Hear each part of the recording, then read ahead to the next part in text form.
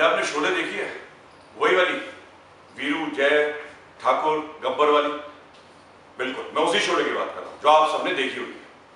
एक बार मैं अपने कजिन के साथ शोले देख रहा था, कई बार देखी हुई है मैंने, हर बार देखने का मन करता है, लेकिन इस बार जब देख रहा था तो अपने कजिन के साथ देख रहा था।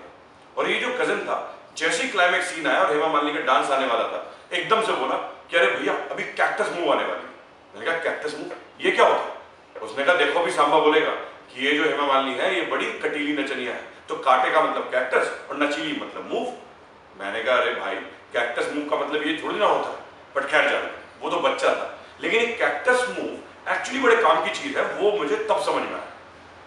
खास तौर से अगर इसको हम आईटी गवर्नेंस के बारे में बात करें तो ये बहुत ही अच्छा इंप्लीमेंट होता है, क्योंकि जो कंपनी अपने ऑर्गेनाइजेशन में आईटी को ठीक से इंप्लीमेंट करती है, आइडेंटिफाई करके कि उसकी क्या रिक्वायरमेंट्स हैं अपने ऑब्जेक्टिव्स के हिसाब से, उसके बाद उसको मैनेज करती है ताकि रिस्क कम से कम हो और रिटर्न ज्यादा से ज्यादा हो, और फाइनली उसको ठीक से गवर्न करती है, तो उसके कई सारे फायदे होते हैं। क्या फायदे हैं?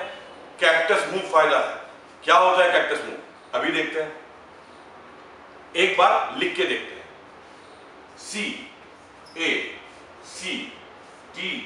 CACTU&S, कैक्टस की स्पेलिंग ठीक लिखी है, गलत तो नहीं लिखी?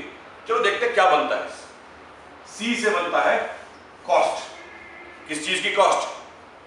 ऑपरेशंस की कॉस्ट। और ये क्या कैसी होनी चाहिए? कम होनी चाहिए of course, so this should be decreased. A से बनता है एजिलिटी, यानी कि जल्दी से मूव करने की क्षमता, फुर्ती जिसे हम कहते हैं हिंदी में। एजिलिटी किस चीज की? डिसीजन मेकिंग की। कैसी होनी चाहिए? इंप्रूव्ड। सी से क्या बनता है? कंप्लायंस। किस चीज का? रूल्स एंड रेगुलेशंस का। कैसा होना चाहिए? इंप्रूव्ड ऑफ कोर्स, हमें पता है। टी से क्या बनता है? ट्रांसपेरेंसी,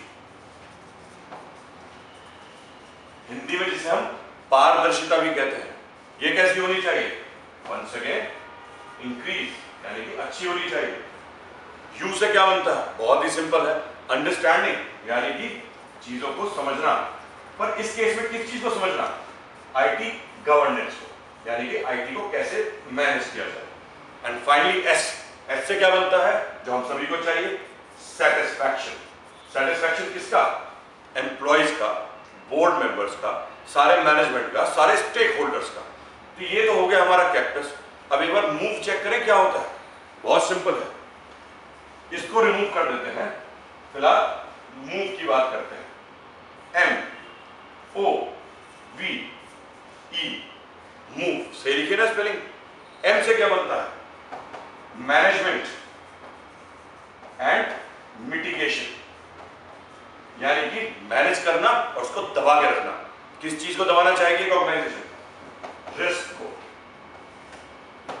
ओ से क्या बनता है? ओ से बनता है ऑप्टिमाइजेशन। ये वर्ड तो हमने कई बार सुना होगा। ऑप्टिमाइजेशन किस चीज का करेंगे? रिसोर्सेज का। ऑफकोर्स, तो रिसोर्सेज को हमने इफेक्टिवली ऑर्गेनाइज कर लिया, ऑप्टिमाइज कर लिया। वी, सबको पता है कि वी का मतलब ऑर्गेनाइजेशन में सिर्फ वैल्यू होता है। तो वैल्यू हमें क्या करनी है?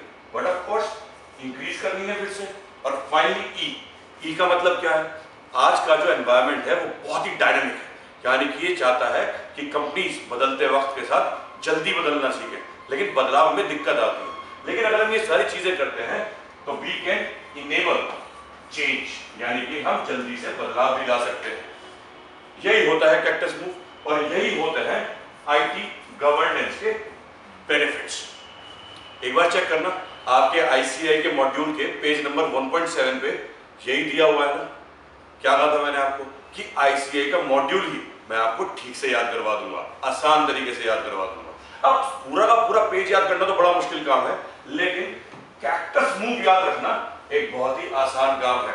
तो इसी तरह की कई सारी टेक्निक्स का इस्तेमाल करके सिर्फ 15 दिन के अंदर आपका subject information systems, control and audit पूरा का पूरा तैयार करवा दूंगा आपको। तो सोचने की ज्यादा जरूरत नहीं, बैच ज्वाइन करें और वेबसाइट चेक करें www.thetrainingtimes.in. I'll see you there. Thank you very much.